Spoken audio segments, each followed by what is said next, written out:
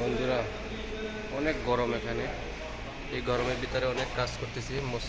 এটা গোডাউন আর চিপস। গরমের ভিতরে আমি এক্সপায়ার চেক করতেছি। কী করার আছে, ম্যানেজারের হুকুম। কী করার আছে বলেন, প্রবাসী জীবনটা এরকমই হয়। আগে জানতাম যে দেশে থাকতে মনে করতাম যে বিদেশে অনেক ভালো, বিদেশে যারা থাকে তারা অনেক ভালো, অনেক ভালো সুখে থাকে।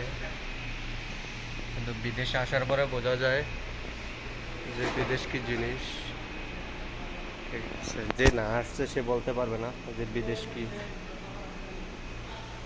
বিদেশের কষ্ট যেরকম, সুখটা চেয়ে কষ্টটাই বেশি, কিন্তু সবাই তো সেটা বুঝে না। এই দেখেন, ভাই কাজ করতেছে, ওদের দেশ হচ্ছে ইয়ামানি। ঠিক আছে।